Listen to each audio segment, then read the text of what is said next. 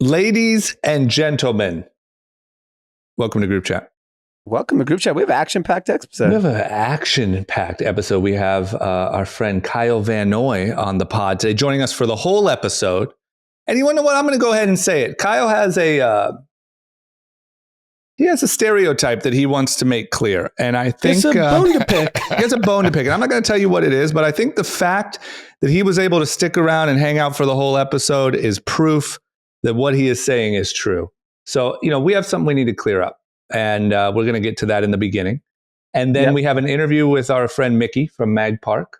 Yes. And we end with winners, losers, and content like we do every week. And we got a lot of hot topics to talk about.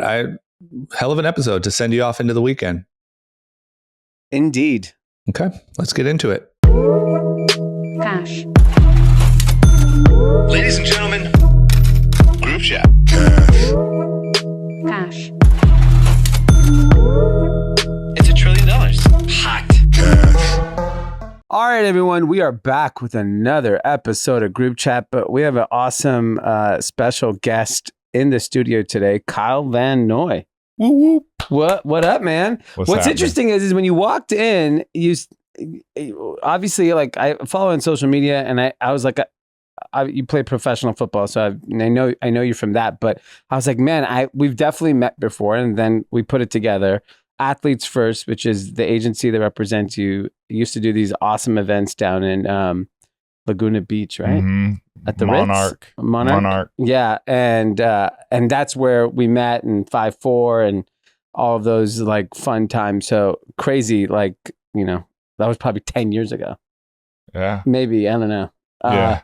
Long time ago. Yeah, a long time ago. And then we've actually watched you in your 2 Super Bowl victories with the Patriots. Yeah. Yes, sir. Did you win money or lose money? So I think one, I was rooting for you guys. Mm. Who were the two? Because, you guys have won a lot. Yes. So which were the two that you were a part of? I was a part of the 2016 comeback. Yeah, where a lot of people either lost. Falcons. The Falcons, and then the 2018 against the home team Rams. Yeah. So very fun. Love the comeback victory because I was traded that year. Yeah. So I made a lot of my friends' money, so that was good. Yeah.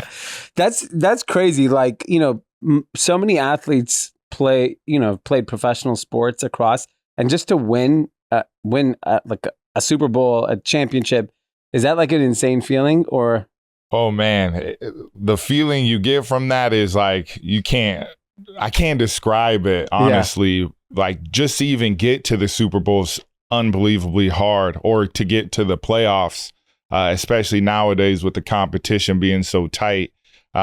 Winning 2 Super Bowls, I mean, it's like a drug. I just want to go back. Yeah. Well, now you're on the Chargers. Yes. Who are a really good team, so maybe you'll be back sooner than later. Yeah, we need Justin to play well and the defense to step it up, so we'll see. Yeah, I mean, I'm sure you guys will be there at the end of the season. Yeah, a lot of people are calling for the Chargers to be the favorite in the division, which is with Patrick Mahomes and the Chiefs. Wow.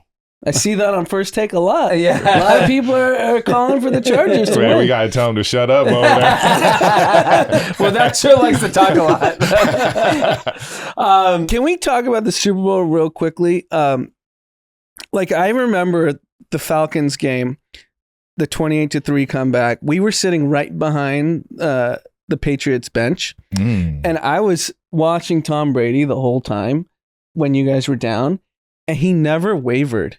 Like, is he just that psychotic of like, he was just sitting there throwing the ball, like, warming up. Like, you never saw a panic in his face. Yeah, because I think the game was still under control. Even when everybody else is like, 28-3, it seems out of control, right? We just knew offensively there was a pick 6 in there, so defense really only gave up 21 points. Right. There was a fumble that they scored on in their territory, so really 14 points were given up. So Tom knew that we were going to stop him on defense. We had been doing that all game. Right. He just needed to get going, and we got a turnover, and kind of the ball started rolling into our favor, and it was an awesome comeback. And I think what's impressive about Tom and that whole story of that team is when we were down in the locker room, 28, whatever the score was, it was a lot to a little at that point. No one said anything. There was no like epic speech where there's like, guys cussing at each other or No movie. It was like almost cooler because we just went out there and did that shit. Like that's crazy. That was it. And then after it was like, that was one hell of a story. Like we get to tell our kids. I'm down for the no motivation talk. Me too. Yeah. Like get. Why can't you just self-motivate? Like, would you need to read a quote on Instagram to wake up in the fucking morning? I get it in college, but in the pros, like if you got to the pros, you already have that like demeanor. And so you're like on the David Goggins. You don't really care about music to motivate. You want to be in your mental state of just. Ironically, I literally don't listen to music when I work out and run, and even like the marathon. I didn't have anything. I had this kid just gnaw my head off for 4 hours, but I think he still listens to the podcast. Did you tell him? You know what happened? He shut up at mile 20 because he was tired. He turned off. That's the way to do it. Just get him tired. He's actually a Utah guy. Oh, interesting. Mormons like to talk. They do. I actually call myself the Mormon Jew. Just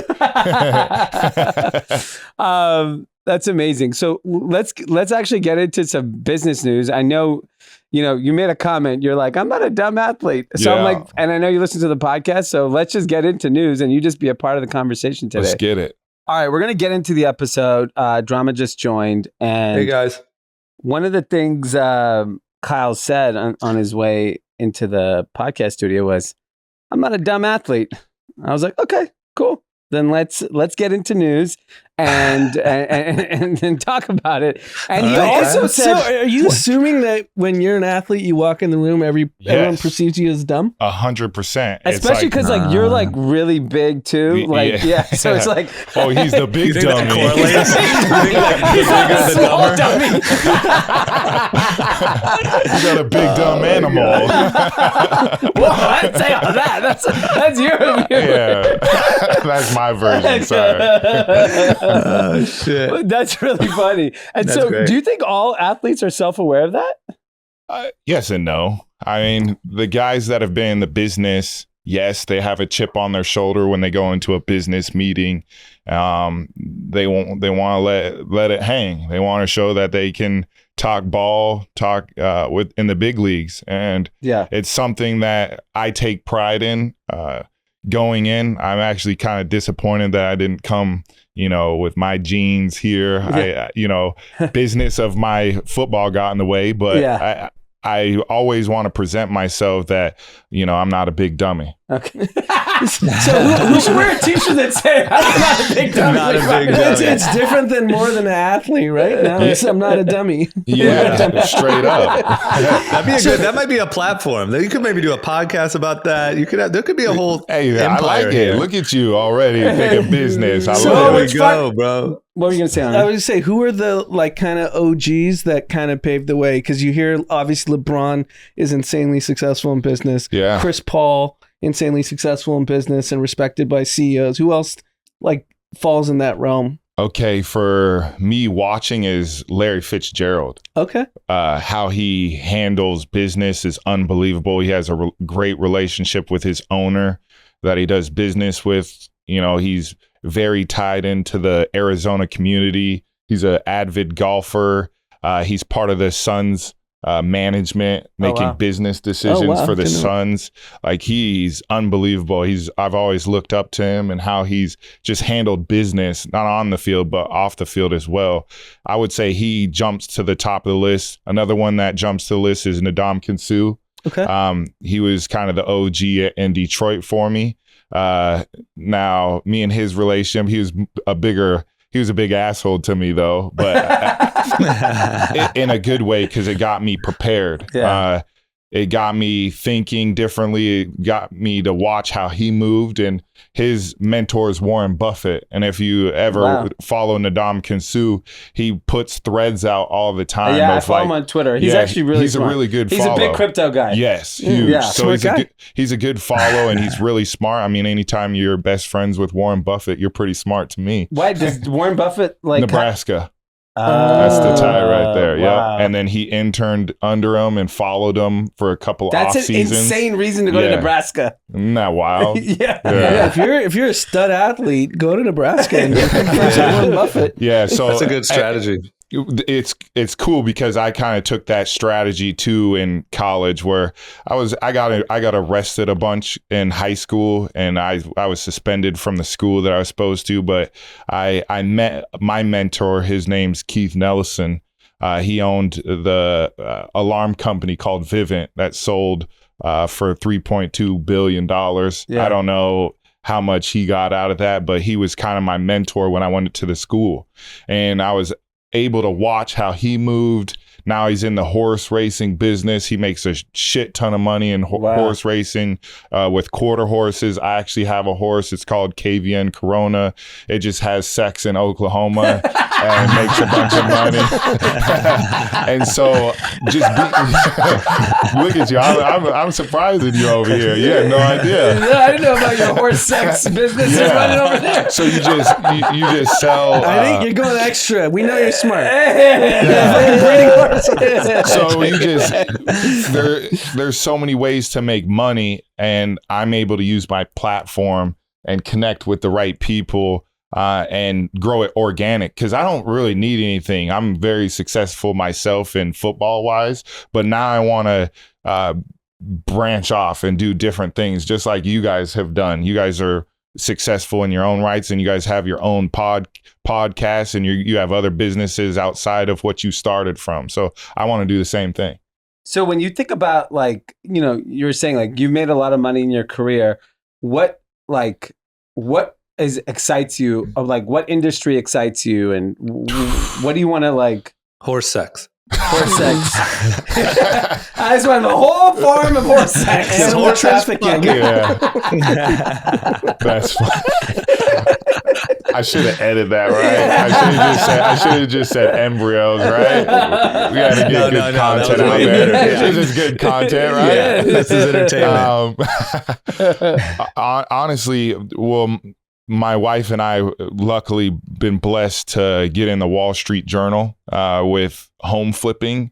My wife does a very good job of flipping homes, and so real estate. In what city? It's actually, she's done Miami, Boston, and Salt Lake. Oh wow! She must have had a record last few years. Well, she's just started to transfer it like into her like main business, because she's done a lot of things, and it just started from our housings since we moved so much. Yeah, that she started to really fall in love with it, and now we've kind of branched off to start getting our own. So now we're doing 3 houses right now. Oh wow! And she does really well. She's doing the luxury market, and she's found a niche, and she's, you know, a designer, and she does, the concept with her is feng shui and intertwined with design. And that's kind of the difference. So every room you walk into is like, you get this whole good energy, and it's fire. Cause I'm just like, where's the money tree, babe? That's where I want to be. So like, let me ask you a question. As a professional athlete, does like inflation affect you, or you're just like, I'm rich, it doesn't matter? Of course it does. It affects everybody. Like when you go to the gas station, does it bother you, or you don't give a shit? He's not looking. You're not looking. Hell yeah, I'm looking. What kind of car you got? At the end of the SUV? I'm driving a Mazda SUV. Okay. I'm very frugal, and so yes, I do look at the gas. Like, I think it's bullshit what it's at, but you know, it is what it is. You're not like stopping it early. You're not. No, of course not. You got to take the L. Yeah. Just like everybody else takes the L. I take Shaq's advice. You saw the viral meme with Shaq on TNT talking to Kenny Smith. What did he say? He was basically like, it doesn't matter what the gas price is up, or if you fill up $20 a week, you're spending $20 a week. I on did gas. that.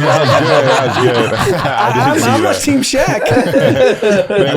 They was getting after him like, nah, it doesn't add up like that, Shaq. Well, he probably doesn't drive, so it doesn't matter. Yeah, That's true. He probably just puts 20 in a week no matter what. It's already half full. He's like, here's my $20 a week. So like when you think about like do athletes in general, because like, you know, given that there's the economic climate and most of the kind of countries concerned, because you guys are, you know, I know NFL's not guaranteed contracts, but there's some guaranteed income. Do you guys operate, do you see your fellow athletes operating differently than like an average person? Yes, because they always think there's another check coming. Yeah. And I think that's kind of the wrong attitude. I think you need to look about what you have instead of what you don't have. Yeah. And a lot of guys still think they're going to have that, even though they're one injury away or one something away from going wrong. And I think you just got to focus on what you have. And then once that gets bigger, you can start making different moves that way. Like when we go out to eat, everyone's talking about inflation, recession. In the locker room where people are like talking about inflation or recession. The older guys are for sure. The older guys. Wow, Dee just stereotyped the dumb athlete thing. Yeah. Like the biggest topic in the country. Dee's like, oh, athletes aren't smart enough to figure that out. No, Yeah, I just think, no, it's not even that. I just think when you have stereotype. like a guaranteed, if you know you're going to make $10 million this year, does it? I think because it like a depends really on the rich sport. person in finance probably doesn't give a shit either.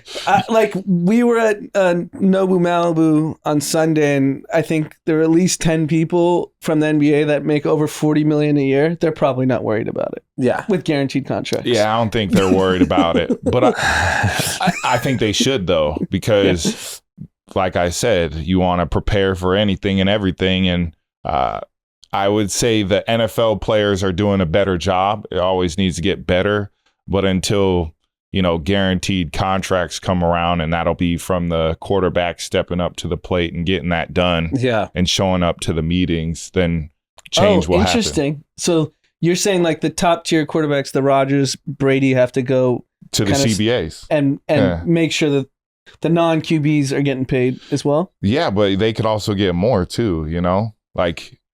They could be selfish too. Be like, you know, Patty Mahomes could say, I'm worth $1 billion. Like the Chiefs, you guys were a playoff team, but you haven't gone to a Super Bowl and won a Super Bowl until I got here. Right. I'm going to hold you hostage. And if you don't, someone else is going to pay me. Yeah. Makes sense. Like Lamar Jackson, what he's doing. I mean, someone's going to pay him what he wants. You know, I don't know what he's doing. I can't read his mind, but he hasn't signed a contract, hasn't even negotiated, and his level is keep rising. I mean, you just saw Deshaun Watson get a 250 bag and sit out a year. And he sat out a year. Yeah. So imagine what Lamar Jackson's going to get, because his touchdown total is like 9. There's not even anyone close to it. So the value he's just, you know, made for himself is astronomical. Like he's probably going to get 350 at this rate. Good for him. So do you think, like, given like all the content wars that are happening, do you see a world where like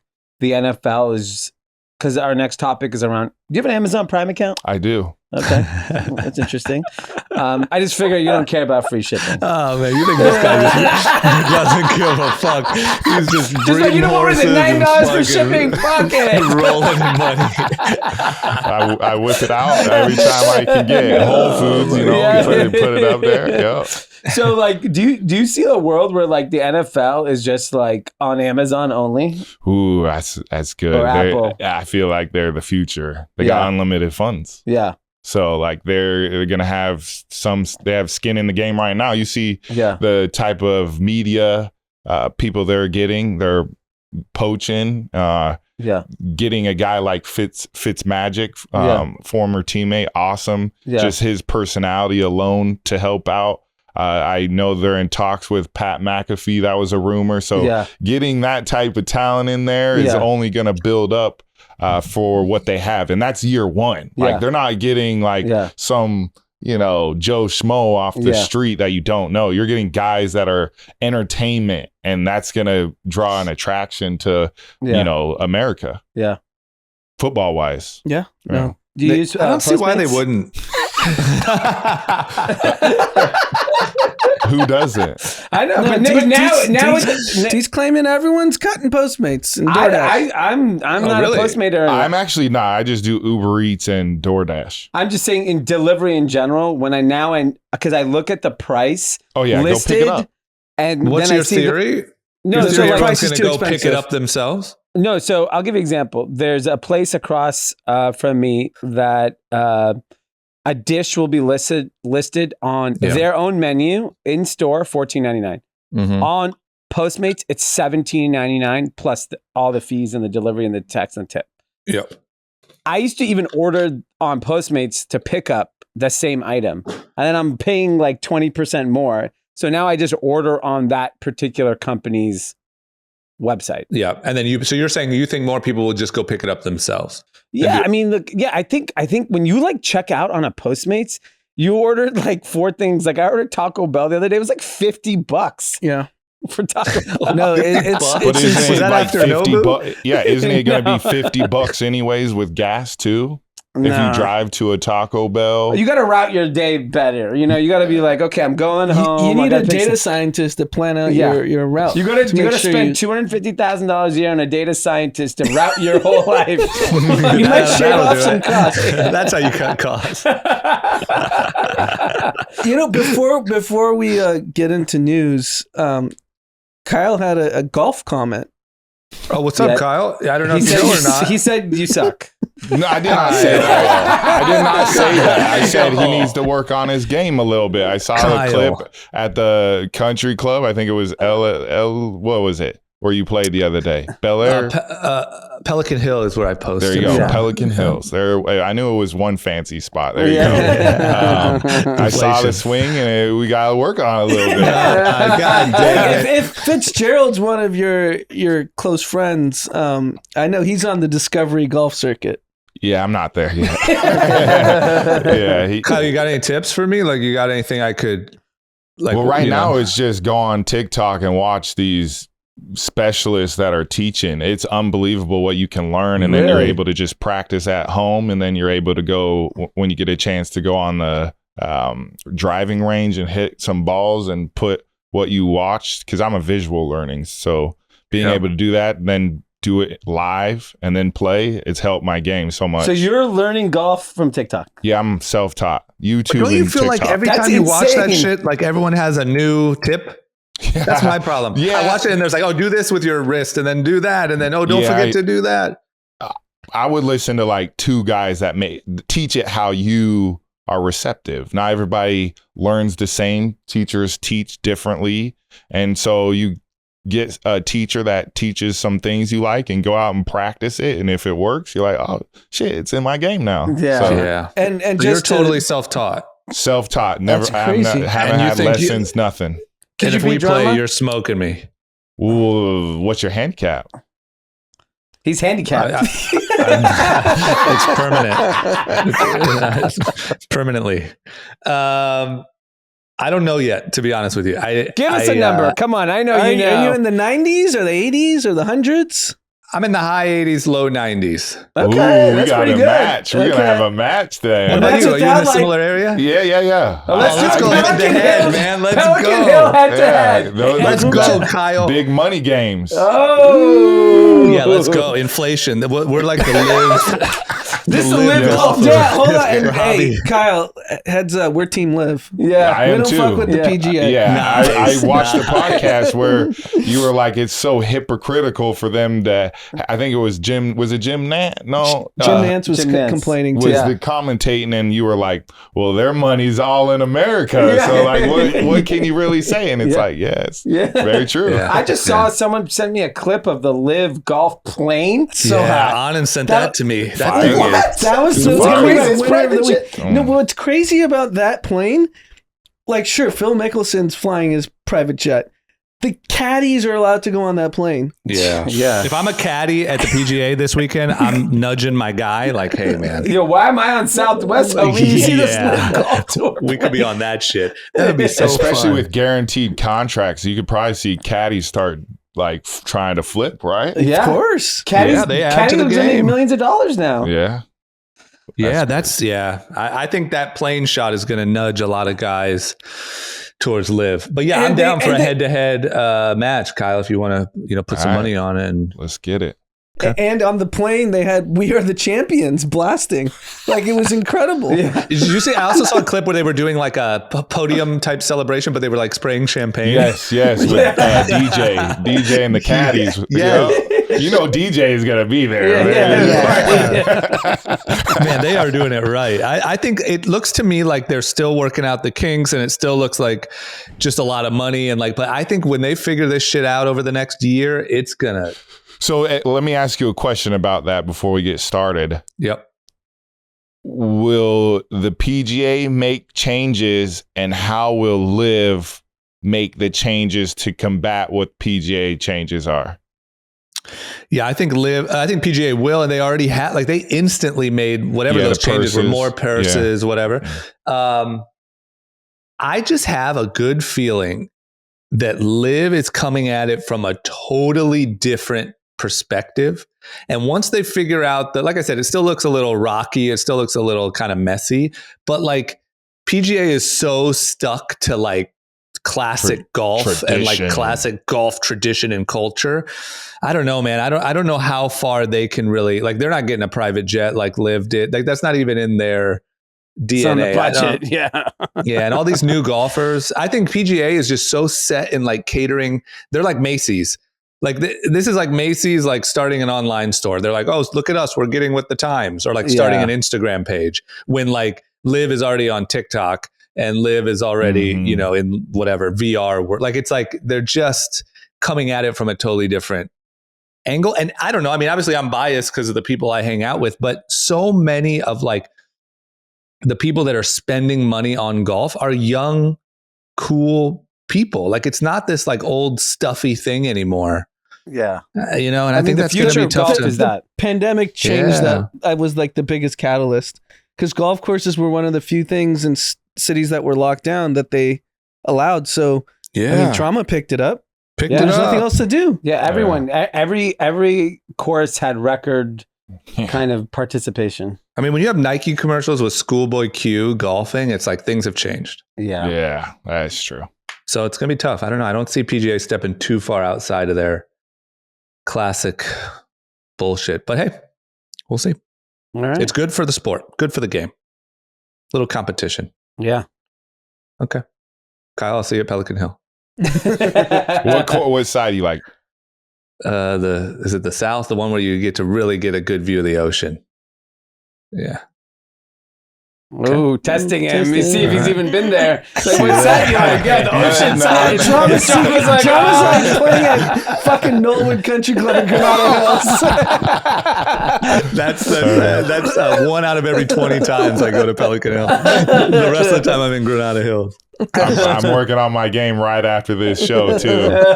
I'm legit Are you? going. Yeah, I am. Okay. All right. Well, All right, I'll be ready. we're gonna have the attorney. All right, we're gonna take a quick break and talk some big Ledger news. First news: they are sunsetting their Nano S, which means they're stopping production, but they are still continuing to support it. You could still use it, so don't get nervous. But they are selling their last batch of 10,000 units. Could be a collector's item years from now, maybe. And if you purchase one of their last 10,000 units, they will give you a What Is Real POAP to, commemorate these last final units. They'll as I said, they will continue supporting the security of this device. And exciting news is the Nano S Plus is also here, which is a great new addition to all the amazing Ledger products. It's more suited for Web3, still in the same price range. Don't worry, if you are a Nano S holder, you're good. You're safe. Everything's fine. If you're new, you're looking to upgrade, check on out the Nano S Plus. I got the Nano S Plus and the Nano, so I enjoy both products. Different, I got 2 kids, so one will get the Nano and one will get the Nano S Plus. And when they turn 18, I'm hoping it's worth a lot of money. That's my plan. That's my college tuition plan for them.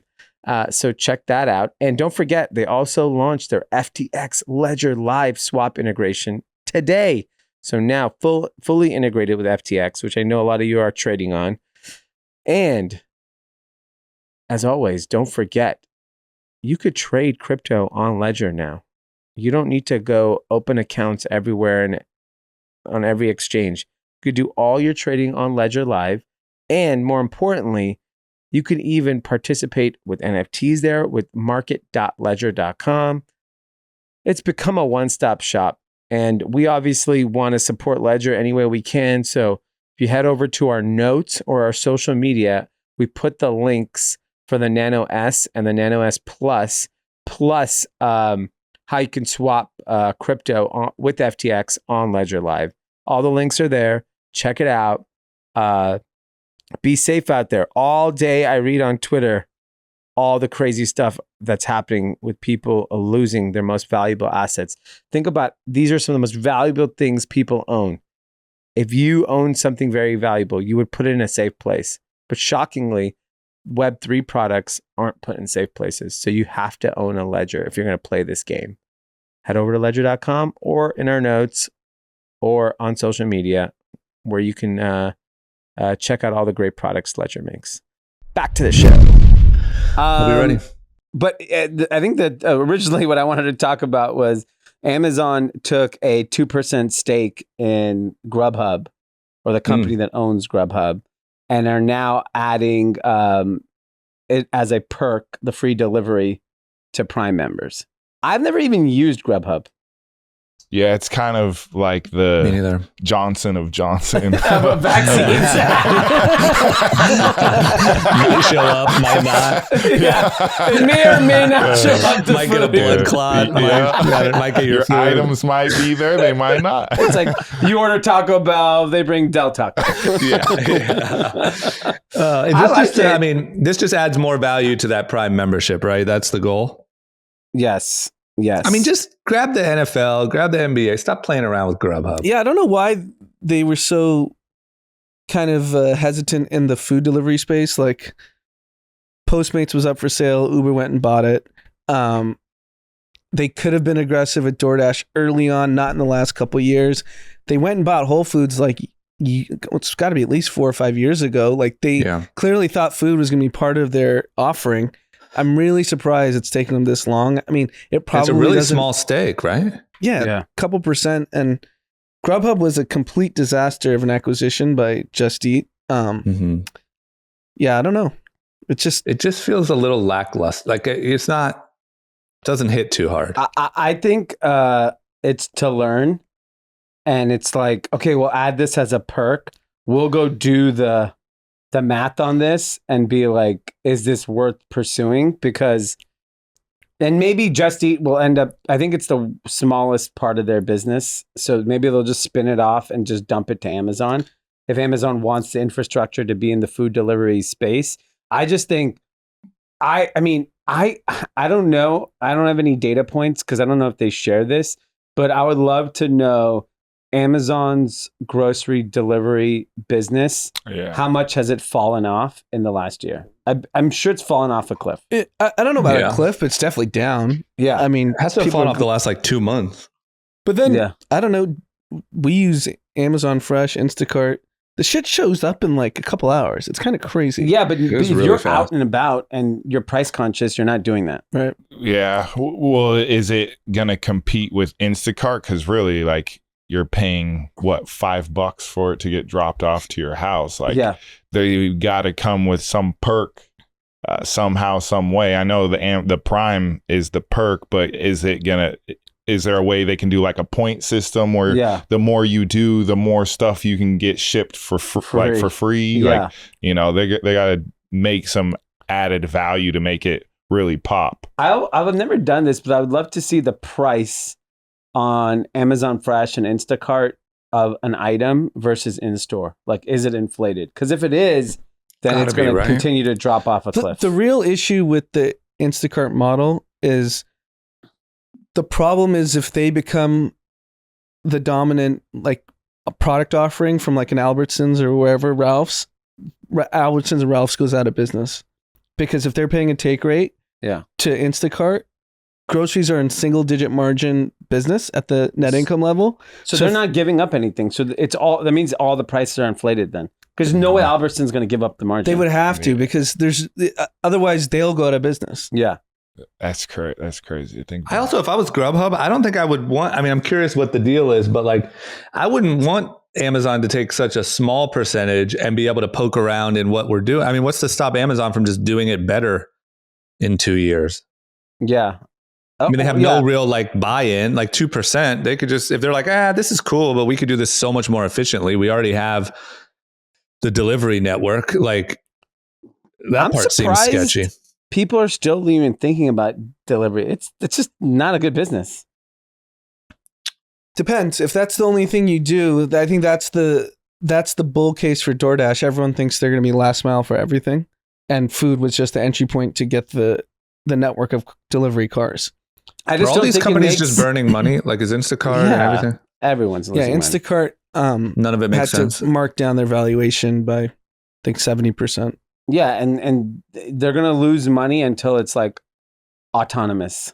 There's no way you can Amazon buys them. Maybe. Okay, if that's your business, the basic economics does not make sense. No, the basic economics, even forget if you're spending on growth, they don't make sense at scale because of what I explained. How the grocery store has to go out of business, or you have to build your own ghost grocery kitchens or grocery markets. Yeah, with no employees and whatever. Right. Yeah. Okay. Meaning, if you're vertically integrated, you can make it work. But then you have to go spend $10 billion to build thousands of grocery markets around the country. I love how like the last like 5 years have just kind of been like make believe, like all these businesses that actually don't work, but like we get to use them. And then, obviously the whole NFT thing and that, like, there's been so much that's been like sort of, if you actually boil it down, none of it makes any sense. They basically call it the millennial subsidy has now disappeared. In 5 years, there'll be no delivery. All of them will be gone, and you have to go to the store and pick up everything. Or driver. The only thing that solves all this is Amazon driverless, Prime I think. you get to pick up your shit for free. Yeah, that's what I was going to say. Then Amazon would be the last standing king. Yeah, I don't think anyone could compete with them because it's too expensive. This last mile delivery with human beings and gas prices, it's never going to work. What about Walmart?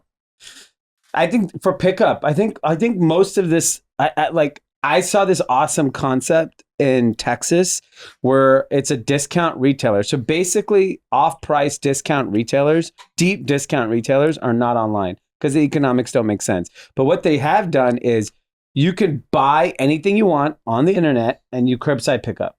And I think that has to be the only way at scale, like a discount retailer. Like if you can order shit from 99-cent store and then on your way home, pick it up. Like, I think that's an efficient way for them to be participating in e-commerce. But like getting stuff delivered, shipping costs are so fucking high right now. And they're not going down. I was thinking about this morning randomly, that the pandemic and 2020 to effectively 2021, right before the markets kind of turned, was this like insane social experiment that the government probably, I don't know if they like actually had conversations. Let's plug as much liquidity as possible, make everyone richer.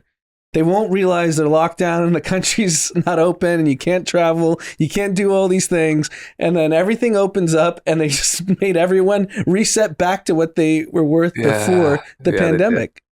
Well, and even probably less because it seemed like a gold rush. So everyone invested all their money into like fucking Dogecoin and shit. Yeah. You know what I mean? Like you're probably left off even worse. I bet most of those people are in a worse spot than had that gold rush never happened. Yeah. If you didn't have the liquidity, you wouldn't be buying Bitcoin at 63,000. Yeah. you would have just been like, oh, I'll get in. I missed out. Yeah. I think that you saying Bitcoin is okay. Remember when we were talking like 6 months ago about how you continuing to talk about Bitcoin, you were like the old dude. Like we had already moved way on past Bitcoin. Bitcoin was boring and stupid. Yeah. I think the majority of the people that we are envisioning invested in shit way riskier than Bitcoin. Right. I think it was like, I'm telling you, like the amount of people, multiple people have come up to me in gas stations and convenience stores, recognizing me from our TikTok clips and asking me for advice on like fucking dolphin coin or like some random shit. Like, yo, my boy just put me on, bro. Have you seen this shit yet? Yeah. These dolphins are sweet. Yeah. It's not nearly as like conservative as Bitcoin at 63,000. I think people lit money on fire. Yeah. And I think it's, I mean, I've heard, you're talking about like, I mean, I've told the story like waiters and busboys like putting all their money in Dogecoin, come rockin', whatever, and like then getting smoked. But like you can take it a level higher. They were like very sophisticated, I guess, quote, sophisticated, highly educated 23-year-old people that were in like med school dropping out to go all into DeFi because they thought this was the gold rush, and they all got smoked. And they're like, luckily for them, they could get to go back to med school and become a doctor. Yeah. They just got set back a few years. You just got set back a year or two. Yeah, man. You know what's funny is I was going through my books the other day, and I bought a book on DeFi because there was that moment where we were talking about like DeFi is the future. DeFi, I literally threw it away. I had never read it yet, and I just threw it away. Yeah, I think that. I'm so happy I was the old guy in crypto. I didn't get smoked. You're right. Imagine if I was just like the old guy just holding on to Bitcoin and Ethereum. I sounded like a dinosaur 8 months ago. You did. When I was like, dude, I'm not getting into NFTs, DeFi, or anything. Yeah, that's what I'm saying. I think most people did that, and I think most people got creamed. I think it's what ugly. You should have been is like many of our people own a gas station. Yeah. Joe Biden thinks gas stations are printing money. This guy has no idea how anything works, right? I was so frustrated because there was a great meme of an Indian guy wearing like 500 gold chains and saying, this is what Joe Biden thinks gas station owners. I mean, the gas station business is so like you can just go on Wikipedia and learn how gas stations work. They make money on the convenience stores. They make pennies on the gas. Yeah. That's the business. Let me ask you a real question. Does Joe Biden and Inner Circle actually not know, or are they just trying so hard to take the blame off of themselves? And they think they think we're all big, dumb athletes. Well, I would agree with you on that. I think they think the majority of Americans are big, dumb athletes. Yeah. You think, really? Like, well, we wouldn't have the obesity rates if we had big, dumb athletes. Yeah. If you legit watch how they talk on any news outlet or all these politicians, I mean, did you see the clip of the guy with the AR 15 down in Arizona with the KKK? With the KKK. Like, oh my God! Wait, what? Did you see the senator twerking in a handstand? That's what they think of us right there. As a prime example. I honestly think what the Biden administration tried to do with that tweet is like a page out of the Trump playbook. We just lie and make up something, but that was his persona from start to finish, where he just made up shit. And people just were like, it's Trump. He just says crazy stuff. Right? Plus, and everyone just dismissed it. Yeah. Plus, he had this spell over his people where they did believe anything he said. And that just worked. And Biden was supposed to be like, let's get back to some normalcy. And then I feel like you're right. I feel like they're like, what would Trump do here? Oh, lie. This will work. And like, it just doesn't hit the same, you know? It doesn't hit because like, I mean, I don't know where you stand politically. It doesn't matter, Kyle, but like you have 3 people that voted for Biden and we're like, this is just false. Like, why are you saying this? And I'm sure even Bezos. It's like so false. So Jeff Bezos commented on his tweet and basically said, like, you either are misleading or you don't actually understand how these things work. And, you know, that reply went very viral because Jeff Bezos is a quiet person. And I think here's what I actually think that is good is that like politically we're so off on both sides right now that I think there are going to be some highly motivated people. Like maybe Jeff Bezos gets motivated to do a run. That's what I was thinking. Like, why not say, like, you know what? I gave you free grocery delivery. But don't you think I they'll can rip give him you to free shreds? healthcare. I mean, you could also throw out Mark Cuban. I Yeah. mean, what he's, they've tried to get him started for a while. Now he's doing his pharmacy. Yeah, which I hear is an insanely incredible experience. Yeah, if you look at the prices, they're unbelievable. Yeah. They show like what it is at regular pharmacies versus his, and it is like, man, those are some bullshit margins. Like, I feel bad that people have to pay for that. Yeah. I've always admired how he's handled business. I think he tries to do the right thing. Yeah. Obviously, no one's perfect, but I think he tries. He would be an interesting person. I think he said he wouldn't run right now because of his kids. Yeah. So maybe if they're older, he'd be more motivated. And I think that's the general, like, basically, if you go into politics, your family's getting burned to the ground. Yeah. Yes. So 100%. you just have to be comfortable. Like, everyone's going to Especially if you start out famous, Yeah. because then everyone just wants to bring you down. Yeah. Like Barack Obama was pretty unknown, so no one really went after his family because they weren't this like staple Now they American do. family. Yeah. Now they do. Sure. Because they're super famous. Yeah. But I've seen some shit. because he wasn't famous to start with, everyone just kind of just were like, let's see if this guy. But I also think that was a becomes- different time. Like, I feel like there was less eyeballs on politics then. Like, Can now you imagine what Donald Trump would say about Lauren Sanchez if they're the two nominees? God, I can't even. I mean, I number mean- one, I'd love to watch. It would be I mean, entertainment at its finest. gonna Jeff give it Bezos more- can equally go back. It's going to give you guys more episodes. Yeah. Plenty of episodes. And If it then, was like, Bezos versus Trump, holy shit. Oh And my gosh. especially like And he's everyone richer. forgets the dick pics. Like Yeah, and- there's a lot of Yeah, those material. things are But the still thing out about there. the Trump part is just it's the wealth. Like that. Yeah, he's he completely will inferior. he's So inferior. that's why he'll triple down on the insults. Insults. Yeah. Well, either way, that would be great fucking content. I just wonder if, because I saw some people post like, oh, Jeff Bezos is definitely thinking about running for president, like with a post like this. But I don't know, like Jeff Bezos, you would think would be a Democrat, right? Yeah, I believe they said he was. Yes. And we just villainize the shit out of successful business people. Yeah. The Democrats do. I don't know how. You know what I mean? Look He what they're should doing. run as a Republican. He would win. He would. Yeah, if Bloomberg had run as a Republican, He would have won. would he have won? I think he would have had a lot better chance. Yeah. I don't think. Yeah, that's the hard part. But isn't it crazy? Bloomberg, who's famous and worth $100 billion, had no shot in the Democratic primary. Because It was like embarrassing how badly he lost. because he was just Yeah. even keeled. Yeah, he That didn't doesn't really work. stand the out. problem. Like, you have to, like I said, big dummies. Like, Yeah. they know that if they can say anything on TV, people are going to listen Yeah. versus actually looking at the proof in the pudding. Yeah. Like, Yeah. no one really likes to dissect and read policies and get No one into cares the about nuts of- policy. No one knows Wow. anything. The problem is, how do you get it? Yes, but what I'm saying is actually, like, they should. Yeah. Of course. Yeah, you're But right. that's what I'm saying, as far as like, they know that, so they're gonna Yeah. cater to that audience.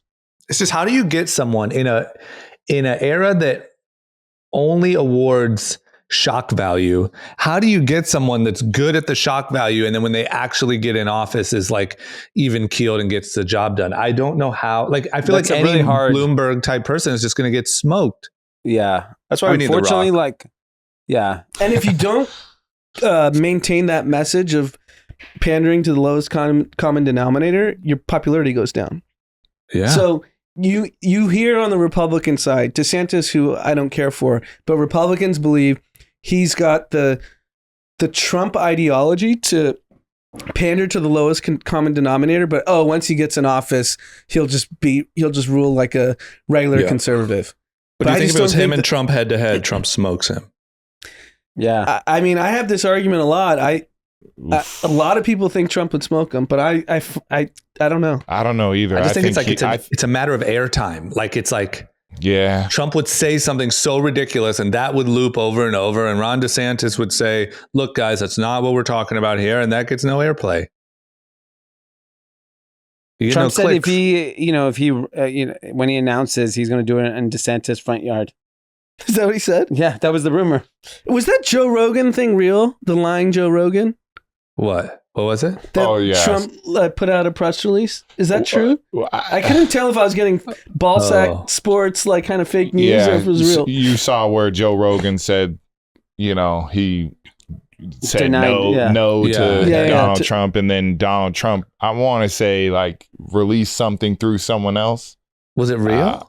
I don't know. Can I someone don't know. Google if it's real? Because what he said was like lying Joe Rogan, and I was just like, man, he doesn't have his fastball anymore. Like, it wasn't that funny. Like, normally if he were going after like the Joe Rogan, he would come up with better insults. And I was like, damn, did Donald Trump lose his fastball? I mean, Steve Bannon looks like he's going in on him. This might be real. Okay, well, we'll see. Okay, it looks like from our investigating. I will say though, on my Google, it's showing Steve Bannon chiming in, but apparently it's fake. Apparently Donald Trump did not put out a diss track against Joe Rogan, but Even I get taken by fake news. it's okay. But I wish that would happen. I'm really sign Fake me up news, for that. to be fair, is extremely entertaining. It's way more entertaining. Yeah. Okay. What if it's like some famous person behind like the fake news, Can't really say it on their real media, but so they just created a fake one. Wait till those deep fake, face videos get good enough. You're literally just going to have a clip of anyone saying anything. anything. Yeah. That's Those are scary. getting good. They are good. Okay, we have an interview with our friend Mickey from Mag Park. So let's jump over to that.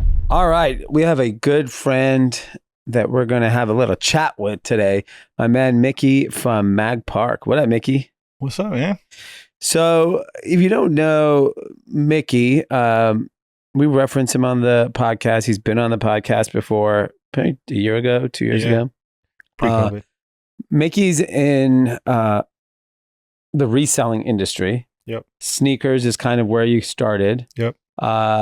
Your first shop is in Burbank, California, Yep. called the Magnolia Park, and you have another shop in Topanga Topanga Mall. and then you have your internet business. Yeah, e-com. And then aligned with that is a partnership with PacSun called PS Reserve. Yeah. And then all the other cool consulting stuff that came from that. So Yeah, and so you're helping PacSun build out their resale business. Yep. And it's interesting. It's become like such a huge part of like just youth culture. Yeah. It's like shopping and selling Yep. on these platforms. And I think the interesting thing, we talk all the time. We've done business together. We know each other really well. I was always like, I always look to you to know what's going on in terms of like specifically what's happening in that streetwear luxury space.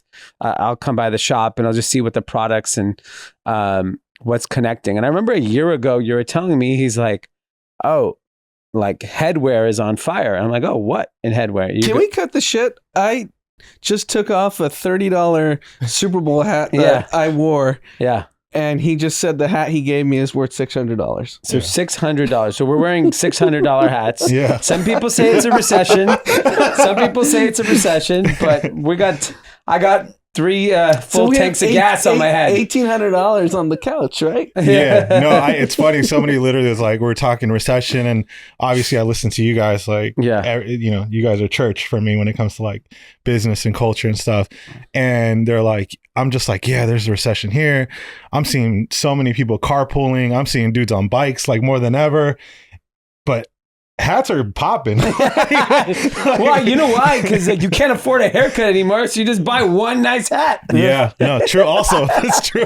I mean, didn't look if at it you that really way. think about it, I always thought headwear in general, headwear had such a big moment when I was growing up. Yeah. With our first snapbacks, and then new era, Starter and like caps. the starter hats, Yep. and like all of that stuff. And then it felt like, honestly, I think like the Von Dutch, Ed Hardy days like killed hats completely. Yeah, It felt like they just went out of style and just on. and just on. Because that was that era of just like he was doing all this crazy stuff to hats and the customization, the luxury side of it. But it was such a high price point. Like it was hard to maintain that kind of a business. And then, I mean, I would even give Fear of God and Jerry like a ton of credit because they brought back fitted hats 2016, but they were retailing them for $150, $160, and it was just like a normal like luxury piece. And it made streetwear, you know, high end in a sense. And so it took a minute, but then it got this resurgence like 2019. And so I remember last year you were like, oh, I did a hat drop, and you told me the numbers, and I was like, what the fuck? Yeah. And I was like, okay, like, and then you showed me a line. You had a drop outside one time your store. Yeah. And I was like, the sneaker industry took basically 30, 40 years to have like a reselling piece to it. Right.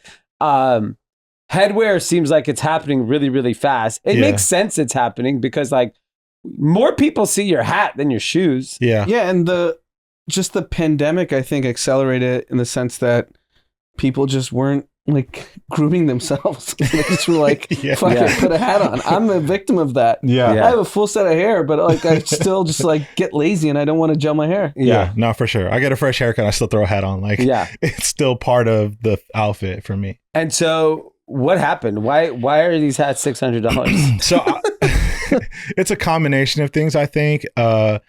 First and foremost, Hat Club in New York, who I give a ton of credit to, and I have a great relationship with some of the designers over there.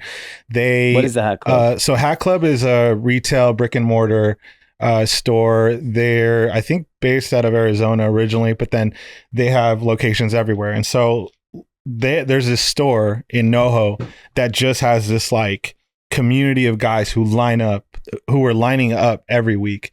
And they did this thing called the Pink Bottom.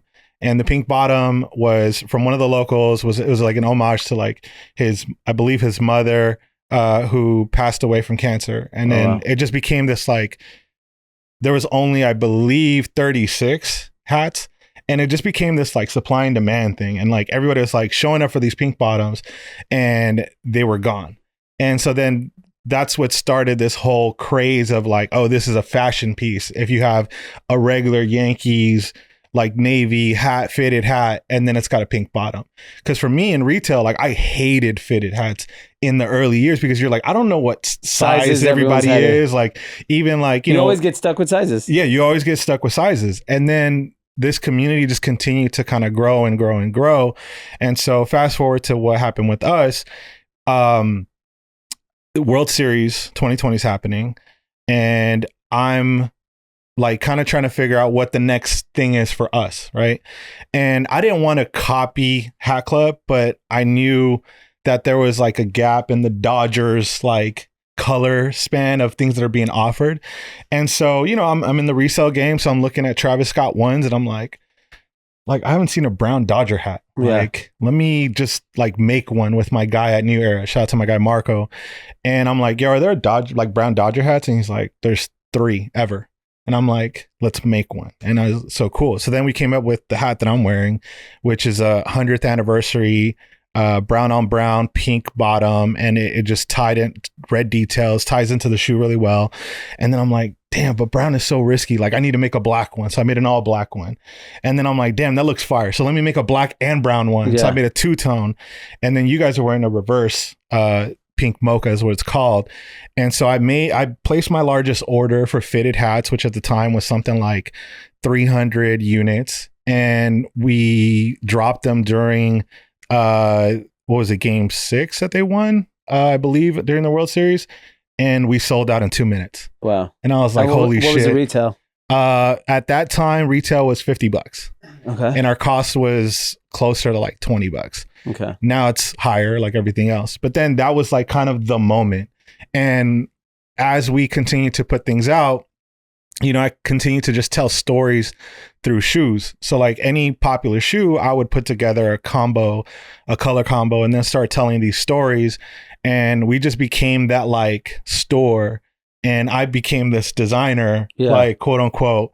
And that still doesn't really sit well with me because I'm just trying to bring visions together. Yeah. And every time we put stuff out, like literally if we did an in-store drop, we got a line of 300 people like lined up around the block in Burbank. Wow. Like if we did it online, we'd be sold out in a minute and a half. Yeah. I think the biggest, fast forward a little bit, the biggest moment we had for at least for me, when people trusted us, is we did this thing we just did a mystery hat drop. And we're like, I'll reveal what the hat is after the fact. It's like an NFT. Kind of. Yeah. Yeah. And so we dropped 200 units on our website, and it was sold out in a minute. And I was like, okay, people trust us. Like they actually trust what we're doing. And yeah, that demand just kept going. And then as people were like looking for these hats and hitting me up, and I'm like, dude, I got nothing. The resale market just starts taking off, and this community starts taking off. And it just reminds me of early sneaker communities and cultures. The difference here is like the entry point is super low, like $60 versus 200, 300. Yeah. And so there's all this room for it to run. And of course, COVID hits and your supply chain is cut off. Like factories are completely shut down. So when I'm trying to order 1,000 units, they're like, I got 250 for you. Yeah. Or like, can you give me 500 units? They're like, I got nothing. Yeah. And we just dealt with that for a year, 2 years. Like just recently was I able to even start placing orders again. Yeah. And so it's just been a combination of that. And that's what created this like resale market and storytelling. At the beginning, I was like, I'm only making Dodgers hats. I'm an LA kid. Like I'm only going to make Dodgers. And then our community just started to grow, man. Like kids from Japan, London, wherever, like they just wanted all these teams. And so we just started applying what basically became our color palette, which was the use of brown a lot. And Clippers hats? Clippers hats. They haven't made one, but it's a little quiet. And then how did you translate this into the Web3 world? Yeah, so the way that all kind of transformed was we were having a hard time with botting, and we had our botting, like bots. Okay. And so I remember dropping a hat during the Super Bowl, and I was like, oh, let me throw up the Chicago White Sox hat that I've been teasing. Yeah. Like, let me just shock drop it. Because if I shock drop, it gives everybody a more equal opportunity to be able to purchase for retail. And I had used this like Shopify app that makes you input a password, and I put this password, and before I could even like hit save, like the product got wiped out. And I'm like, I didn't even announce it. Like, what the hell just happened right now? Yeah. And so I got put on like, like there's these add to cart links. This bot read when you posted the product onto the website. Wow. And then just wiped out the product. And so we canceled all the sales, and we're like, there's got to be a better way.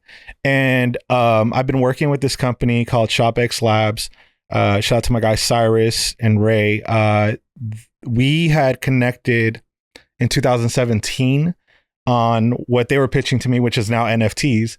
But at the time, it didn't have that name, And so we were trying to do like a Yeezy sale on the blockchain. And I was like, oh, this sounds great. And I'm like, but nobody knows what the fuck the blockchain is. So like, it all sounds kind of cool, but like, how does it work? And so, of course, then you have that bear market and shit went down south for crypto, and it was really quiet for a couple years.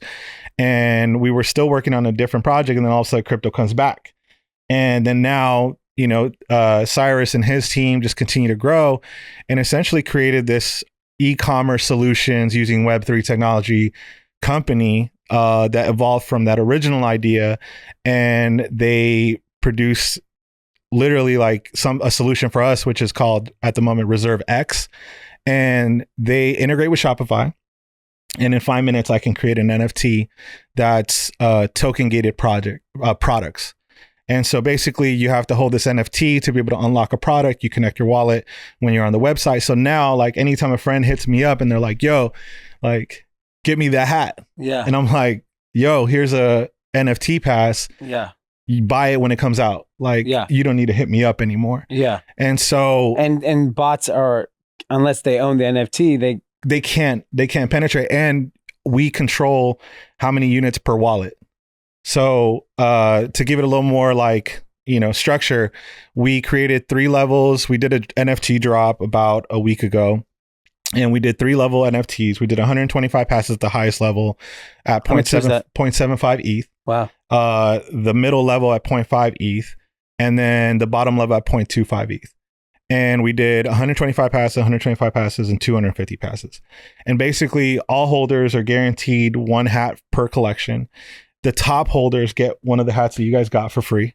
So I'll give you guys an NFT pass to match the hat. Oh, nice. And then the middle level gets to buy one for retail.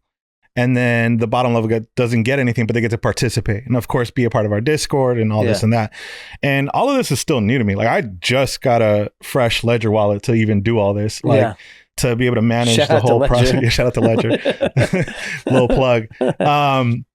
And so literally I'm setting up the Ledger like the day of the drop or the day before the drop. And we go live the first day and we sell out of the first pass. Which is crazy considering the market. Yeah. I remember when you told me you sold that, I was like, How long ago was this? A week ago. Wow.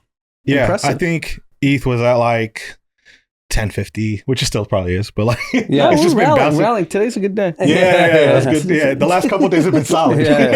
Better days. But yeah, so then we did that, and we felt really confident about kind of the benefits. One of the things that as a creative, like I try to bring forward is the top level also gets to participate in a design contest every month. Like, everybody in this space thinks like, oh, designing is so easy and this and that. I'm like, cool, here's your opportunity. Yeah. And we as a community in the Discord will vote on whose hat we bring to life. And so there's different benefits at each level.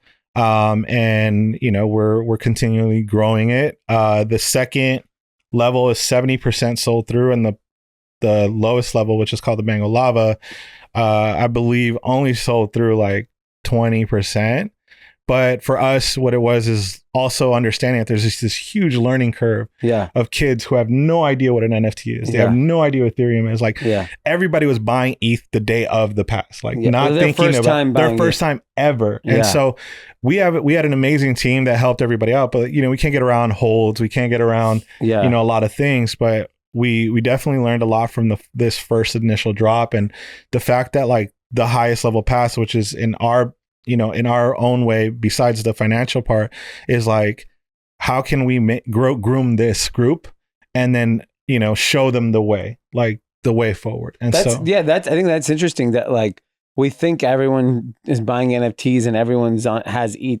The reality is very few people still have that. And and these are like your savvy younger shoppers. Yeah. And this is their first time. So like, did you have to like, was there like a huge education process to them about like, hey, this is where you even go buy ETH? Like, if you don't know, where the fuck do you go buy it? Yeah, there was definitely, and I feel like, you know, you always think you could do something better after the fact. Yeah. But like, we definitely had to like walk everybody through like a MetaMask guide, like just setting up a MetaMask. Yeah. You know, I take it for granted because I've done it so many times, but you know, with them, it's like, they have no idea what it is. Like I tell them MetaMask and they're like, oh, like, I don't want to deal with it. And so there was definitely this like learning curve, and we did our best to get everybody on board, and we're still doing that today, you know, but I feel like young people are just so much savvier.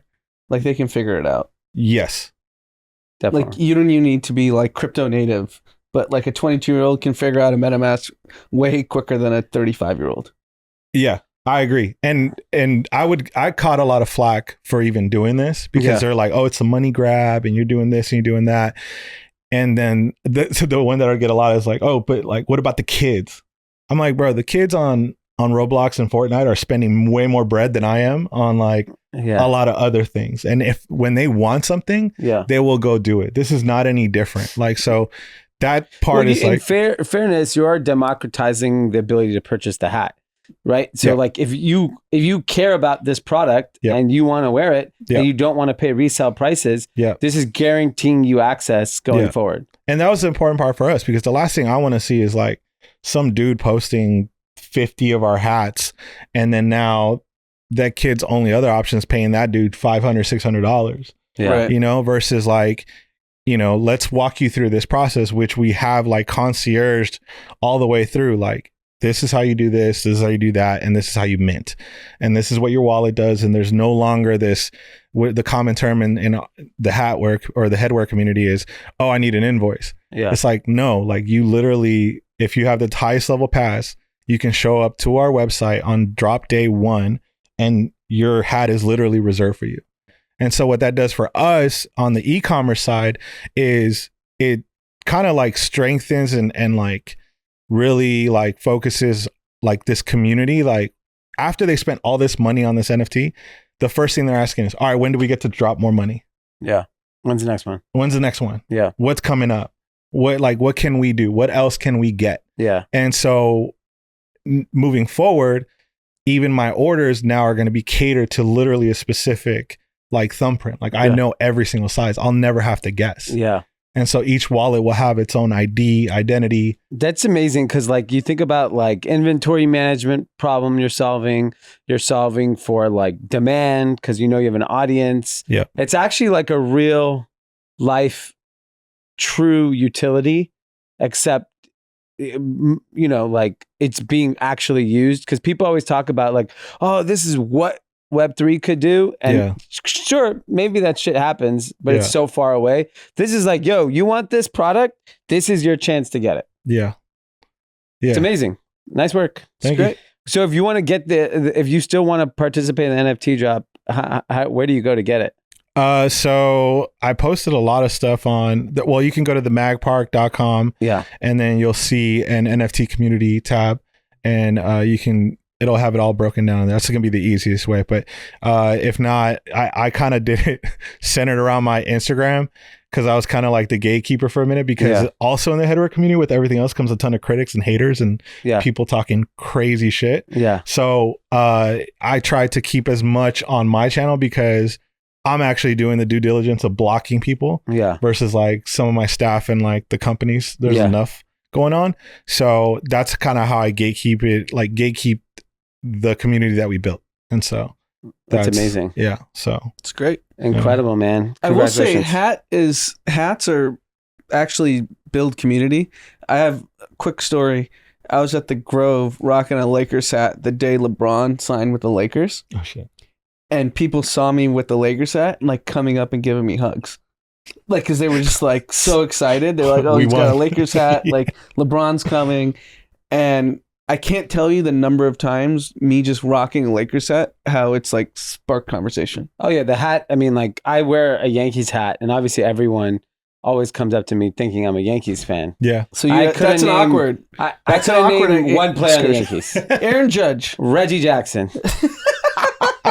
A couple decades ago, but yeah. Well, yeah, I did bring a hat that you might recognize. So what evolved from that is storytelling, right? Yeah. So. I DJ'd for a while. Yep. So I did a nightclub pack, which is inspired by all the bottles.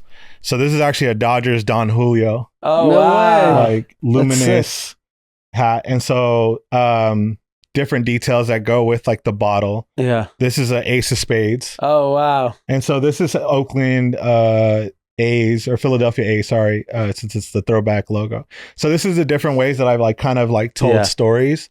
And then really cool. Just for the sake of like putting a leak on here. So this is the 50th anniversary that I designed, the brown and black. The difference with this one is it's a micro suede version. That's nice. This is a PacSun exclusive. Wow. So hot. Coming soon. When does it come out? So the next evolution of PS Reserve, along with the footwear, along with the streetwear that we've sold through them, is now I'm jumping on board to help design exclusive drops for PS Reserve New Era. Wow. So that's cool. It should drop sometime in September, October. Wow. But this is an early sample that we got. It looks incredible. Yeah. So it's fire. Comfy. Yeah. It's great. Well, congrats, man. This is a big look. Excited to see actual use case too. That to me is the most important part.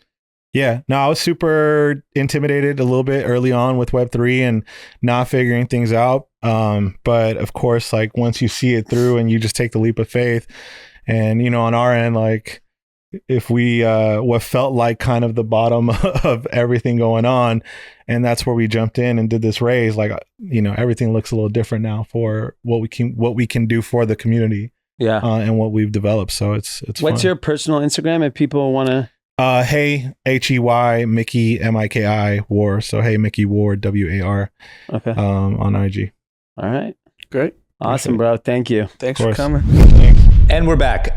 Okay, let's wrap it up with winners, losers, and content. Dee, who's the biggest winner of the week in your book? The Minions.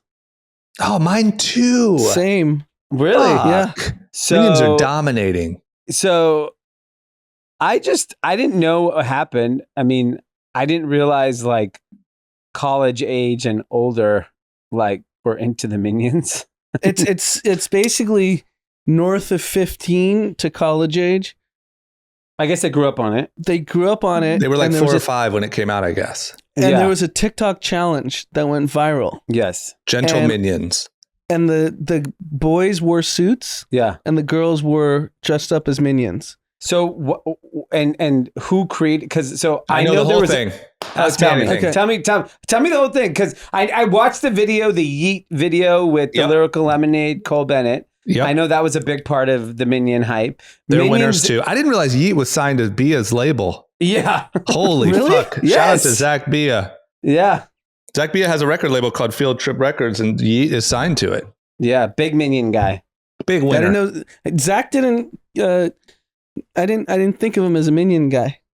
He's working. He's not. He's a He's Yeet a guy. money guy. Yeah. Yeah, so Minions did 125 million at the box office. Okay, John, explain to us now. Here's the rundown. So this is fucking crazy. This shows you how crazy the internet is. Apparently, in kind of Reddit world, there's a trend where you would take an image of the sort of stereotypical group that you think would go see a movie, and then you would post it and you would say 2 tickets to, Minions, please. And it'd be like, a bunch of little kids or something. And then that meme trend got flipped, where the funny thing to do was to post a photo of a group that looks like they have no business going to see that movie. And then you would say 2 tickets to Minions, please. So what happened was these memes started to go viral of like guys in suits, like a image of like the guys from the Goodfellas or like these very distinguished, whatever. And it would say 2 tickets to Minions, please. And it started to build momentum as this trend. It also kind of fed into the fact that a lot of these kids were 4 or 5 when the first Minions came out. Now they're teenagers, so they feel like adults, and they feel kind of silly that they're going to see Minions. And so they're playing on those 2 things, and they're sort of acting out this meme in real life saying, isn't it funny, the idea of distinguished gentlemen in suits going to watch a kids movie? And so now what's happening is it became a TikTok trend, and kids all over the country in large groups are putting on suits and ties, going to see the Minions. Some of them, not all of them, I think this is fair to say, some are just watching the movie, but some are like going nuts and like having mosh pits and like throwing bananas at the screen to the point where some movie theaters have banned formal attire for viewing of the Minions. But it's all just a weird, deep, like Reddit all over to TikTok trend. So the one thing I'll tell you last see, thing. Sorry. The reason why Yeet is involved is because when you post it on TikTok, you're supposed to put the Yeet Rich Minions song as the background. Wow. Yeah. So do you think this was thought up by someone who helped with the marketing for the film, or it's a fluke? I really think it's a fluke. Yeah. Wow. I don't they think just anyone. I fluked hate up to say it. on the #1 movie of the weekend. Yeah. So you don't think it's like the Studio. what's the movie that came out with Sandra Bullock, Blind? She was blind on Netflix. I know what you're talking about. Yeah. How they did it. Where No, I didn't even know about that. They put out a bunch of memes. They marketed it through memes. Yeah. And so people felt like They were. I remember that meme. They weren't like, Yeah. oh, I don't know what this meme means. Yeah. Like, I got to go watch this show. Yeah. And it created this hysteria to go watch the show. I You don't really think it want was to that? know if I know someone's going to take credit for it, but maybe it is a complete fluke. I think it's a fluke because of how viral it went.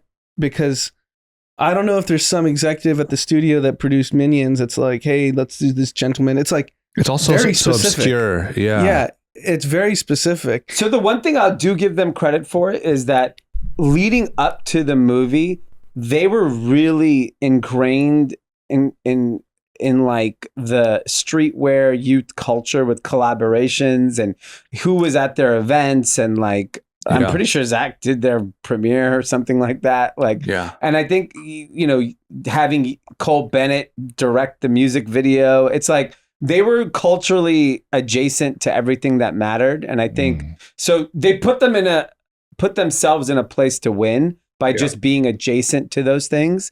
And I think, I mean, it should be like a pretty big, because I think even for Top Gun, people were dressing up and going to Top Gun. And I'm sure that was something that people saw it on social media and were like, oh, I wouldn't dress up like Top Gun characters and go to the movie. Yeah, that's and what Anand did. Yeah, I didn't have the outfit, but I should. Actually, I did have jacket. the outfit. That's what I fucking did it for Halloween. I should have worn it. Yeah, so I mean, at least it's kind of brilliant. It's kind of brilliant. Like, I know the whole thing feels brilliant. I also go ahead, Anand. Go ahead. No, I was just gonna say, like, it's a huge win for theatrical releases. Yes, I was just gonna say that. Yeah, movies are winning. Movies are back. They're back. Fully back. Yeah. I won. Are you a movie I'm guy, the only Kyle? one. I was going to movies through COVID. Put my mask on. I was gonna on the front lines. I was gonna shout out the Woman King with Viola Davis. Have you seen that? No. Oh, you guys gotta watch. Is that in the theater? No, not yet. I only watch movies if they're in the theater. Okay, you have to watch the trailer though. Like, it is exciting and it's not even out yet. The Woman King. Okay. Viola Davis is the lead actress. She's gonna kill it. You already know. Like, that woman is a king. Yeah, 100%. that's amazing. You guys gotta watch it. It's amazing. I'll definitely check it out. I'll watch it when it's on the plane. Oh my God. Deal text you in 4 years and be like, hey, great film. Great movie. Love What's it. funny is Are you a TV show guy? No, you're not. He's a plane guy. I'm a plane guy. He's a Kevin Hart movie. He's I'll like watch anything sports at Kevin Hart. home. Did you see That the one on movie- Netflix? Oh Man my from God, it's the Toronto? Yeah, I worst. watched it It's yesterday. It's honestly the worst movie of all time. It's so good. I thought it was okay. I tried in 3 different settings to get through 20 to 25 minute chunks, and I was like, I just can't do it. I loved it. Yeah, I thought knew it was a masterpiece. I fucking knew it. Okay, so Minions are the big winner. What Kyle, about do you have a losers? winner? Oh yeah, What's Kyle, your do you have a winner, different Kyle? winner? My winner, there's just so many winners. Let's just go with Live Golf. Yeah. And let's go with just golf in general. I think with the community of young kids playing and the atmosphere, and if you just go on social media, you see so many people with different content of golfing, from people blowing air horns when someone's hitting the ball, or putting the blow up balls where they're at a tournament, like a serious tournament, and a guy hits the explodes. ball and explodes. Like, just all of that is a W to me. And popping bottles, DJ on top of the stage at the Live tournament. I mean, I think golf is on a heater right now. My oldest son, who's almost 5, got his first golf set from his grandpa, and our youngest got his first Fisher Price golf set. These 2 kids are smacking the shit out of balls all over our house all day. They're literally just smacking it everywhere. I was like, you can't do this indoors anymore. It's absolutely nuts. That's amazing. But it's crazy. Like, it's just crazy. Like, obviously, their grandparents play golf every day, so they're around it. But like, it's the same thing with the Minion thing. We're driving everywhere. My oldest comes home. I said, you could watch a movie today on Sunday. He goes, I want to watch the Minions. And the marketing of like everything is like, how's Minions on his radar? Billboard. Every billboard in LA is a freaking Minion. Yeah. That's genius. Yeah, and he's just like, and then I go, Minions is not free anywhere. I had to buy the fucking thing. Really? Amazon. It's not It's not on Netflix, or nothing. So I had to pay $6.99 and I had to buy it on Amazon Prime. I mean, I looked on iTunes the other day, and all the old Minions movies are like the most popular movies on there, probably because of a bunch of people like you whose kids are like, I want to see it now. Yeah. I mean, the billboards are nuts on Sunset. They're literally nuts. That's crazy. He just sees it from the car, comes home, and doesn't mention it in the car that he saw the billboard. Yeah, it's just ingrained in his head. That's I would say that's 100% true, because like my son, we drive by the aquarium. He knows where it is in Long Beach and he knows where it is in Salt Lake. And as soon as you drive by it, he's yelping aquarium in the back. Like, so 100% true. Oh my gosh. Okay. That's a good one. Who's your loser, Dee? That's your guy. Oh yeah, he got locked up. He got some fraud charges. He's got his 12 counts of fraud. Sonny, that's a big L. Yeah, he got him. He's gone, and he's not a young man, so No. What's up with Elizabeth Hall? Like, is she She faces sentencing September 26th. Oh wow. Yeah. So he'll face sentencing after her, I believe. Yeah.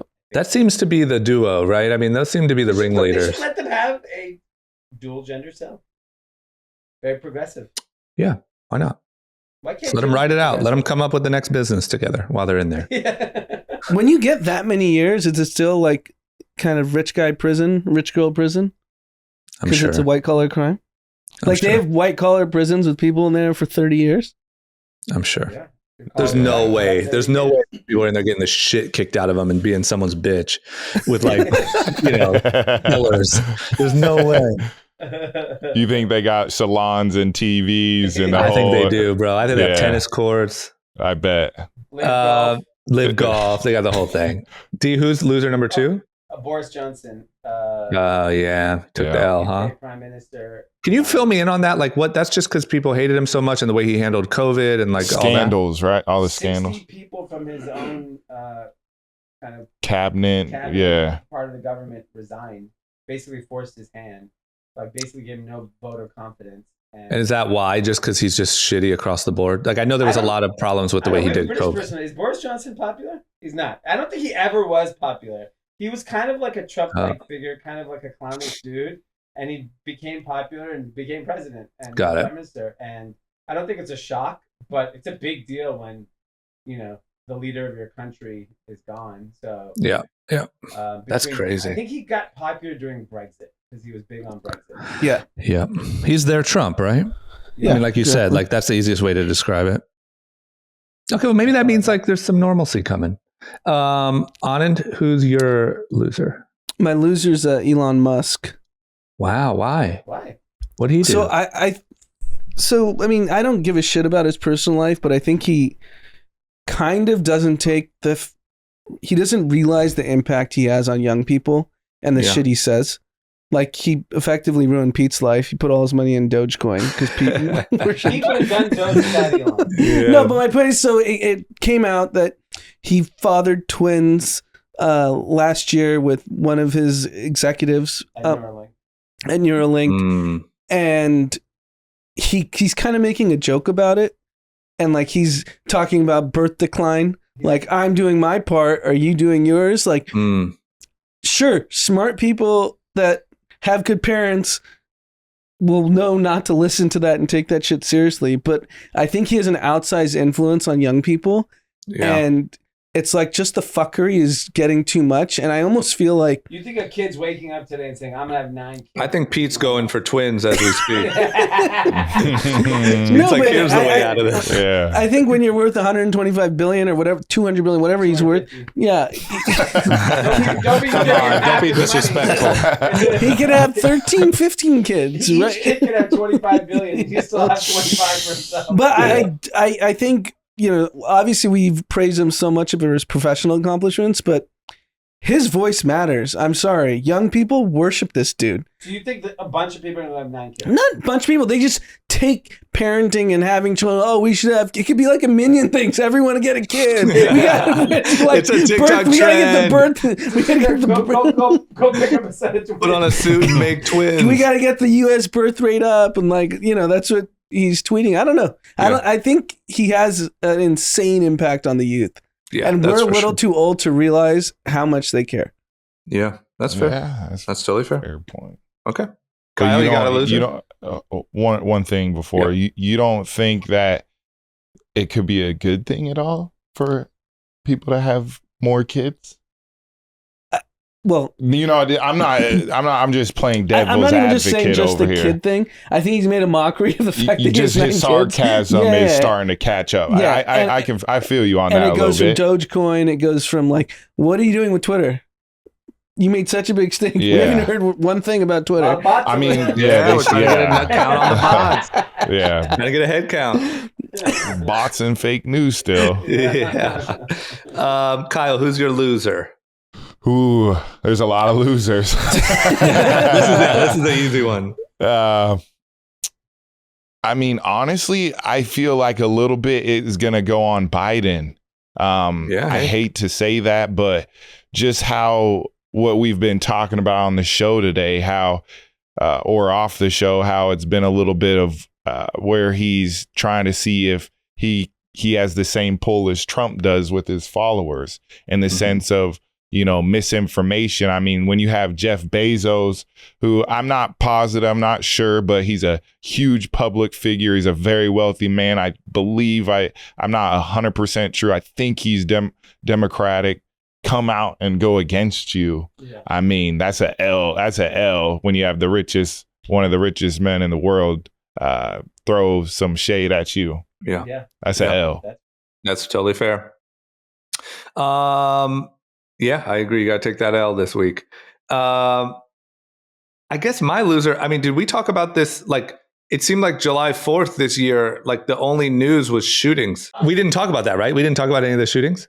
No, we didn't. It seemed like, okay, so there was a shooting in Highland Park where it looks like a young person was on a roof and just shot, killed 6 or 7 people. And then there was like all these stories about shooting. There was a bunch of shootings in Chicago. There was a rise in shootings in New York. I don't know. It just felt like to me, maybe I went, I took a weird path on July 4th, but like it seemed like the news of the holiday was shootings. Yeah. And I think that's pretty losery. I don't know exactly who the loser is. All of us, maybe. America? Gun control? Yeah. I'm not sure, but it seemed worth mentioning. I mean, like, I'm pretty impressed that, like, no matter what happens, like, gun enthusiasts don't falter. Shit. Like, they literally will not falter. Republicans do not change. Like, they stay solid on their message. And whether you like it or not, that shit is, for their side, is unified. It's on wild. That they're belief. 100% unified. And the fact that in the middle of all this, the Supreme Court passed more lenient gun laws, it's just crazy. Yeah, and I think the problem is like, you look at it, they'll say, Illinois has some of the strictest gun laws. Yeah. And so their point is it doesn't matter because of that. So like, they're just the best spin doctors. Yeah. They change the subject to like, Biden's popularity rating. Yeah. Rather than like, like a lot of people shouldn't have died on July 4th because of guns. Well, what their argument is around that Illinois is the strictest. And I know all the counter to it, so I don't need to get attacked on it. But like, I'm just saying that's what they're out there saying. So then, let me throw out this. Then would it be to take away AR-15s? Would it be to raise the limits to get those? Like, what are some... Start somewhere. Yeah. What are some substance? Do something. Yeah. Whether it's like AR-15s, background checks, like all that. I feel like the Democrats have become, and I hope I don't get crushed for this, but they've just become like unable to get anything done. Like they're so incredibly not effective. Right? Doesn't it seem that way? Even in there, you're saying in the party that there's so many people just on one team instead of being unified. Yeah, that's just how it feels. It feels like routes. Yeah, like it feels like we just had this Roe v. Wade thing, which was like this devastating blow, and then we had them loosening whatever it was, the concealed carry thing in New York. And it's like they're getting things done. Like they're actually moving their ball down the field, moving the needle. We're like, I'm not really hearing like, Democrat. Like I just kind of hear Republicans doing things, and then Democrats complaining about it and like villainizing them. It doesn't seem like we hear too much about like, wow, look at this big thing that the Democrats just passed, or look at this big change that just happened that we're all like celebrating. Like remember when we had I remember when gay marriage passed, and it was like, that was a really good feel. Like there was a good feeling out in the streets. And obviously I'm sure some places probably didn't agree with me or don't agree with me on that, but like it felt like a win, and it felt like something that actually like moves things forward. That's a very solid point. It seems like it's all just like complaining lately, like not actual anything getting done. Yeah. It's a little disheartening. Okay. Anywho, what are we on? Content? Do you got any content? Man from Toronto, bro. Oh no. Hottest movie in these streets. Hottest movie in these streets. No. High quality, high entertainment. I did start watching maybe for 20 minutes the new Batman with Robert Pattinson. Yep. What'd you think? That's a movie you have to see in the theaters. It's like 17 hours long. Well, it's like it's gonna block out a day. It's gonna take me 2 you need months to fly to London. Yeah. Save it for that international flight. Why'd you go to London, D? I want to know what I want to finally catch Batman. Oh my god. Okay, so you're going no on Batman, yes on Man from Toronto. Yes. Got it. If I was in the Academy, it'd be a lot more entertaining award show. That'd be your vote. Yeah. Okay. Best picture. All right. Kyle, you got any content recommendations? I know you just told us that trailer. Yeah, the trailer, the Woman King. I mean, right now I'm finishing Peaky Blinders finally. It's a good show. Nice. And I would just say, just movies in general. All movies are back. I just think the movie theater experience, people going out to the movie theater, doing all that, is back. How come they've not improved the snacks? Great question. I mean, have you ever had a popcorn with a blue slushie? Elite. Maybe like when I was 16. It is elite, but you're right. Like it hasn't. I love it. That's like, what they were more offering. Modern snacks. Yeah. They have it at the Epic. What's a modern snack for you? Oh, how about this? Why not have a Taco Bell inside the fucking theater? Starbucks. You know what? Like, you want to know? So if you go to like the Grove, put a Pizza Hut. I have a Chick-fil-A. an opinion on why exactly it's so simple. Most people aren't showing up to their movie theater 30 minutes in advance, 45 minutes in advance, and people are like lining up at the time their movie starts. So they need like plug and play food. Hot dog, boom. Popcorn, boom. Well, maybe they would if Here the are your offering nachos, was better. shitty cheese, boom. There are other snacks I'm sure you can find, grab and go snacks. Yeah, if you did grab and go, everyone in line at a concession stand is in danger of missing previews and the start of their movie. I mean, But maybe they'd Starbucks show is up so damn earlier. fast. They had a fucking Del like, Taco. oh, let's go have dinner tonight. Dinner and a movie. You pick up a bean and cheese burrito, nachos, bug grande, boom, movie. That's Or a like my dream. parents would try to sneak in the food they They're buy. not very, you can sneak in anything in the movie theaters. You know They how don't you look used to anything walk Doesn't make in me with, feel like, good. with a pouch? Yeah. That's so I mean, true. I know some Indian people with full-on Indian cuisine inside the fucking theater. That is funny. Full on meal. Anand, what's your content? We talked about this. Mark Andreessen was on Joe Rogan this week. It was good. Did you finish it? I'm like, I have 30 minutes left. I liked it. Yeah, I like it a lot. And what I'm really is, I think Joe Rogan is massively underrated of how smart he is. Oh, you're canceled. Yep. And we'll see you later. Looks like welcome to the Yeah. public. Intellectually, I mean, drama, you listen to it. He went toe to toe with him. No, they weren't arguing, but he kept up on every single topic. And there were so many different, like they went on so many different tangents. Yeah. And Joe Rogan was knowledgeable in everything. They weren't arguing. They were just talking. And he knew, he's like, hey, what about this? What about that? What about, like, their nuclear energy rant was really good. Yeah. Yeah, you're totally right. I mean, look, this is what I was thinking the other day is like, Joe Rogan is going to be I don't know if we'll ever even, you'd have to know him, I guess, to kind of get to the end of this thing. But like, if somebody has that many conversations for that long with that many different types of people, like you just have to be smart. Yeah. Yeah. Like he has to end up being one of the like kind of smartest people in the world by the time he dies, because he will have talked for 3 hours at a time or more to some of the smartest people. Like he has access to, he was even saying on that show or a different show that there's a guy that he has on the podcast a lot who's an ex CIA guy. And he was saying that offline, that guy tells him like how stuff actually works, like how the CIA actually works. And it's stuff that they could never say on the podcast, but he tells it to him. And like, I don't know, if you take in that much information, you have to be, unless you're just a complete dummy, you have to end up really smart. Well, I think it shows in the podcast because, like, I mean, Mark Andreessen talks a million miles an hour and goes on like a million tangents, and he was just keeping up. Boom, boom, boom. Whether it was about philosophers, nuclear energy, falafels, any of it. You should tweet that you think what your thoughts about Joe Rogan are. See what happens. Put it on TikTok. Yeah, do it. Yeah, see what happens. I actually think he's smart too. So like, I think like I'm in the middle. I think some Republicans are smart, some Democrats are smart. Like kind of play the fence a little bit, and I'm not afraid to say that Joe Rogan, to me, has some of the best conversations, even with people that you wouldn't seem. I'll give an example. Miley Cyrus, like, I don't know her. Like, she's pop star, great, amazing.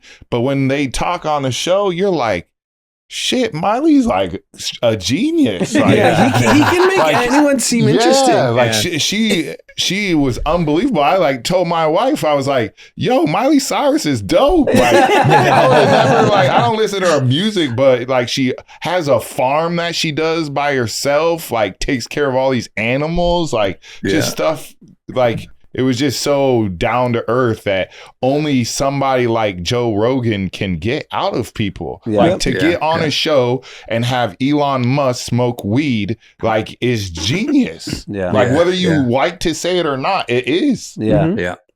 It's awesome. Yeah, well, we'll see both of you guys later because you are now canceled. It is what it is. But that's what's crazy. That's what else is good is he can also like wear like, you know, a camouflage jumpsuit and do an episode with like a hunting guy and like relate to like, I'm sure that there are people in like, you know, middle America that just love hunting that are like, oh, he's so smart, you know, like about hunting. Yeah. And then he'll talk to Elon and they'll talk to Mark Andreessen. Like, it's so crazy.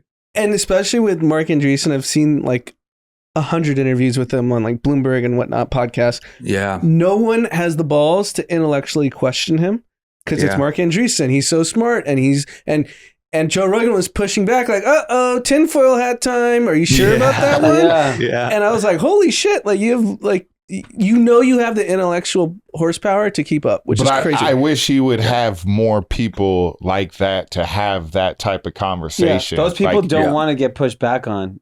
But it's so good on a human level. I agree, but the smartest people in the world don't want to be in a room to get pushed back on. That's fair. To his ego, that was probably really tough. Like, I actually give Mark Andreessen a lot of credit for doing that because he probably doesn't get pushed on like that by some MMA dude. You know, like, he's really like, who the fuck are you, guy? You know? But yeah, it was really good. Oh, you know what? I have content that's Dee. I'm going to direct this one at you because it's just completely shitty content. I was going to say Joe Rogan, Mark Andreessen, but there's an Apple show that I turned on last night called Don't tell me it's called Loot. Loot. I love it. So Loot is off my... Loot is with Maya Rudolph. It is hilarious. I watched the first episode. It's so good. Approach with caution, viewers, because it is completely mindless entertainment, but I loved it. Yeah, it's good. It's just basically, it feels like Mackenzie Bezos. Yeah, 100%. 100%. I really feel like that was the inspiration for it. I'm not even kidding. 100%. It had to have been. Yep. Okay. Just like someone divorced. The richest man, basically one of the richest men in the world, gets caught cheating. His wife dumps him, and she now is like, she's worth $86 billion. She's like discovering what she should do with her life. Married a teacher. Yeah. In the show, no. I was like, that's kind of crazy. Well, it's kind of going that way. Yeah. So, what I didn't realize is they don't like the next episode. I'm on like episode 5, and it airs like this weekend or something. Like, they're releasing them as it goes. Yeah, and so, but it looks like it's going in the direction of she's going to marry the equivalent of a teacher on the show. Yeah, great. It's really good. Yep. So there you go. That's all we got, guys. Yeah. Okay, great episode, Kyle. Thank you for coming, man. I can't wait to have our showdown. Yeah. Live golf, recreational. We need you guys mic'd up. I know. Yeah, we'll get a mic'd up. Get a camera crew. It'd be a whole thing. Yeah, that'd be fun. I'll come for that. I'll come for the après. Yeah, you could have the golf. drinks. Just drive the golf cart. I'll drive the cart. I'll come. Be the caddy. I will. Like, nah, I hit it harder. Be the drunk caddy. You should hit that ball really far, guy. Make sure we have a private jet like our friends at Live. You hit it in the bunker. Okay, well, we'll make it happen. Thanks for joining us, Kyle, and everyone. Have a great weekend.